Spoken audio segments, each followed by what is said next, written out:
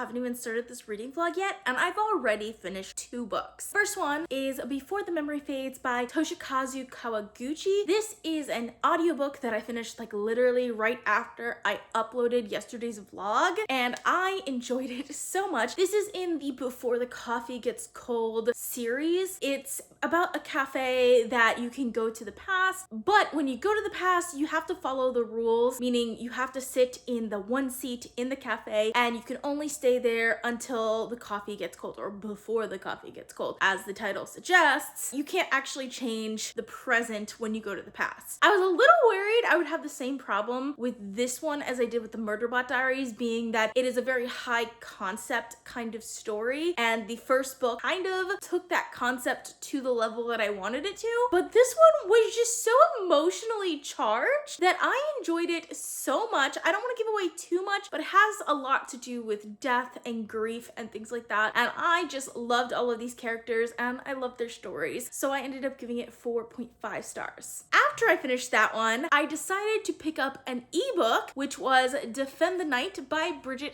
Kemmerer, and she's an author that I actually like a lot, and this happens a lot with her ebooks where I kind of end up reading them all in one go. I stayed up pretty late last night reading this ebook just because I was enjoying it so much. I think there was freedom in DNFing books that I wasn't enjoying as much and just getting into books that really did drive me. So this book is about a kingdom that is going through a sort of a plague situation, and there's a lot of politics involved with like the people who have the cure, which is called moonflower petals, and then of course the people who are not getting the cure because there's not enough for everyone. And it follows 2 characters, a girl named Tessa, who isn't like an apothecary, or her dad used to be an apothecary, but she's also a smuggler that takes moonflower petals to the people who need it that can't get it. And then also the prince of the kingdom, who is also the king's justice, who of course is the one who is executing smugglers. So it's a really interesting setup that I really liked, and I would say this is almost an enemies to lover, but not quite, but it's done in a way that I really like it. Brigid Kemmerer is an author that I like reading,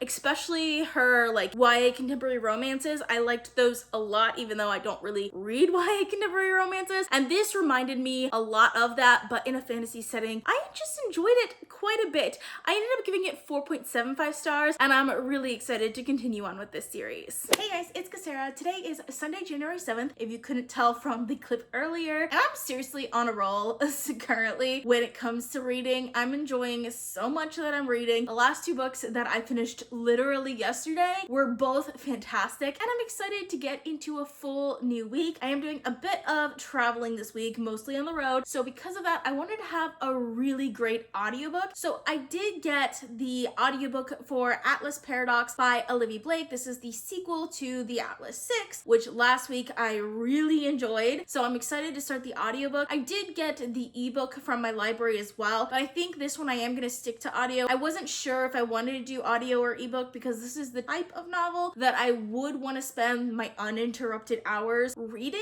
but I have other books that I'm getting on ebook, and I do have a lot of time that I'm going to be on the road this week, so I want a really solid audiobook that I'm going to really enjoy, so that's why I decided to get this one on audio, and I'm really excited for it. As for the ebook, I did download Defend the Dawn by Brigid Kemmerer. Similar to the Atlas book, this is the sequel to the book that I just finished yesterday. Also, the 3rd book in this series is coming out later this month, which I am super excited for. So I'm really excited to just like binge my way through these books. This series in particular is just very fast paced, easy to read, and I like everything about it so far. And then of course, as for physical books, I'm still reading The Ruin of Kings by Jen Lyon. So this one is going to be a bit of a slower read, though I do plan to make a lot more progress this week. I am taking this with me when I'm traveling, but I honestly don't know how much time I'm gonna have for reading, so I may or may not get to this one as much just because it is a slower read, but I do plan to get at least another 100 or so pages read this week, just like I did last week. It is a 400-page book, so that means it might take me the entire month to read this one, in case you were wondering. So it is Tuesday, January 9th, and I just finished Atlas Paradox by Olivie Blake.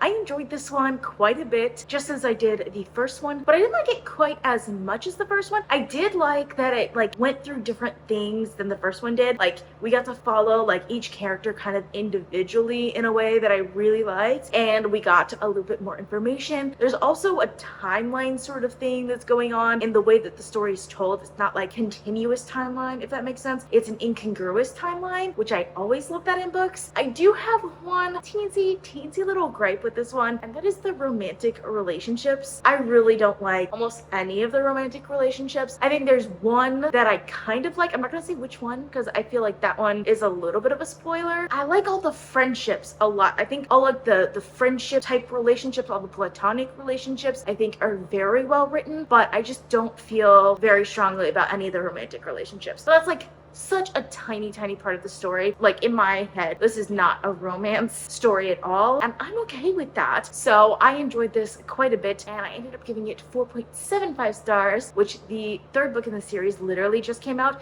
I'm probably not going to pick it up until like Thursday or Friday, just because those are the days I'm going to have lots of driving. I'm not going to have too much time for audiobooks tomorrow, probably not too much on Thursday either, to tell you the truth, but on Friday I'm going to have quite a bit of driving again, so I'll probably be picking it up on Friday, and I'm super excited for that. So it's Tuesday, January 16th, and I apologize for this coming out late. I got sick over the weekend and I could not concentrate on anything, but I did end up finishing both my ebook and my audiobook. So for the ebook, it was Defend the Dawn by Brigid Kemmerer. I was honestly a little disappointed by this one. It was still like fast-paced and easy to read like the first one was, but I found myself less likely to pick this one up, and I think that is partially because of the fact that the first one did a lot of the stuff that I wanted it to do. Like specifically, like there is both mystery and romance plots in like this story, and in the first one I feel like most of the romance plot is kind of done by the end of it. Like there's not that much conflict by the end of the first one in the romance plot, but there was still conflict in this one. It was kind of more of like a misunderstanding slash miscommunication sort of plot rather than like actual